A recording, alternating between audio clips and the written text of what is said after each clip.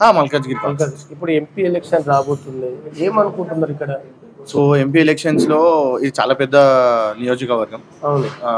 చాలా మంది ఎంతో మంది వచ్చారు. అండ్ ఇక్కడ పని చేసిన వాళ్ళు గెలిచిన వాళ్ళకి చాలా అదృష్టం వచ్చింది. ఎలా అంటే మల్లారెడ్డి గారు గెలిచారు, దాని తర్వాత నెక్స్ట్ మినిస్టర్ అయిపోయారు. రేవంత్ రెడ్డి గారు గెలిచారు, అక్కడ ఊర్లో ఓడిపోయారు.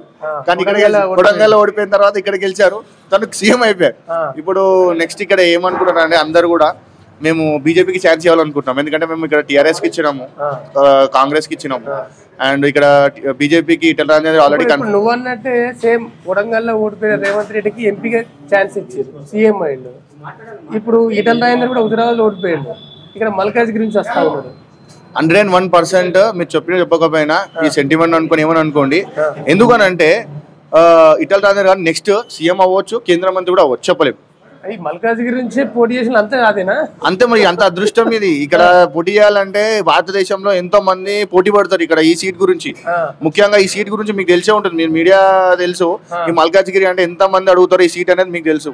ఎంతో మంది కాంపిటీషన్ ఉన్నా కూడా ఈటెల రాజేందర్ గారికి ఇచ్చారు అని అంటే ఆ పార్టీకి ఆయన మీద ఉన్న నమ్మకం, ఆయనకున్న అనుభవం. మరి ఇదే పార్టీ నుంచి బీజేపీ ఎమ్మెల్యేగా హుజరాబాద్ కి ఇచ్చారు, కానీ ఓడిపోయింది అక్కడ. సో హుజరాబాద్ లో ఓడిపోయిందంటే మీరు అంతా నాకైతే నవ్వొస్తుంది. ఎందుకంటే రీల్స్ చూస్తుంటే మేము చచ్చిపోతాం, పైడి కౌశిక్ రెడ్డి, మేము కుటుంబం అంతా ఆత్మహత్య చేసుకుంటాం, అట్లా ఎమోషనల్ బ్లాక్మెయిల్ చేస్తే పబ్లిక్ కూడా కొంచెం నమ్మేశారు.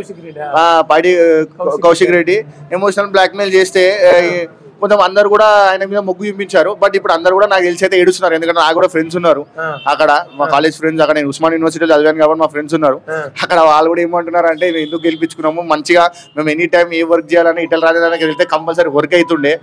ఎనీ టైం మేము ఇక్కడ పోయి మాట్లాడినా కూడా మాకు చాయ్ కానీ టిఫిన్ కానీ అన్ని పెట్టి పంపిస్తుండే, ఎంతో మర్యాదస్తుడు. కానీ ఇప్పుడు మాకు అదృష్టం లేదు అని చాలా బాధపడుతున్నారు. అదృష్టం మీకు కలిసి వచ్చింది? డెఫినెట్లీ అన్న, మాకు కలిసి వచ్చిందని చెప్పుకోవచ్చు. మా అదృష్టము కంపల్సరీ దీంట్లో దేవుడు మాకు కల్పించిన వరం అనుకోవాలి. ఎందుకనంటే ఈటెల రాజేందర్ గారు ఎంతో అనుభవస్తుడు, రాజకీయంలో మంచి మచ్చలేని నాయకుడు.